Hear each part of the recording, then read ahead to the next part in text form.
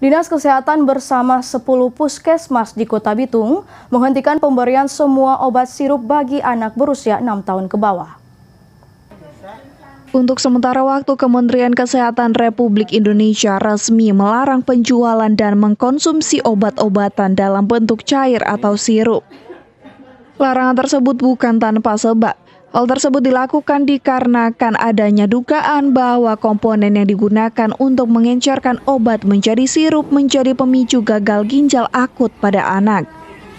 Berdasarkan edaran tersebut, Dinas Kesehatan dan seluruh puskesmas di Kota Bitung menghentikan penjualan dan pemberian semua obat-obatan dalam bentuk sirup kepada pasien. Isu obat sirup yang beresiko itu yang mengandung etilen glikol dan dietilen glikol.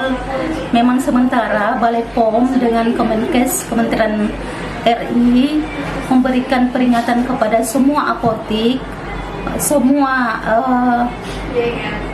petugas kesehatan, dokter, apoteker, bidan, perawat, semua untuk sementara dilarang untuk mengedarkan obat sirup, terutama umur 6 tahun ke bawah.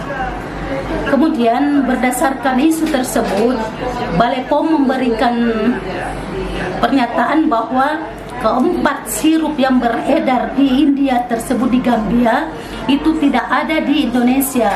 Tetapi walaupun tidak ada, tetap diadakan investigasi untuk mengambil sampling sirup-sirup yang beredar di Indonesia. Di Puskesmas Bitung Barat, semua pasien tidak diberikan obat sirup oleh puskesmas setempat.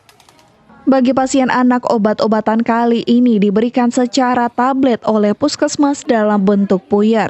Ya, untuk Puskesmas Bitung Barat sendiri, pemakaian sirup bukan hanya paracetamol, tapi semua bentuk sirup untuk saat ini kami hentikan dulu sementara sambil ada penelitian selanjutnya. Jadi semua pasien-pasien tidak kami berikan obat sirup. Untuk pengganti sirup, ya kami menggunakan obat tablet. Karena kan sebenarnya sama saja, cuman sirup kan agar lebih mudah anak-anak untuk minum. Dan kami memberikan obat tablet dalam bentuk puyer. Untuk sementara, obat-obatan jenis sirup di Kota Bitung, dari paracetamol hingga vitamin anak disimpan dalam gudang puskesmas guna menunggu putusan dari Kementerian Kesehatan. Dari Bitung, Tim Liputan Kawanwa TV melaporkan.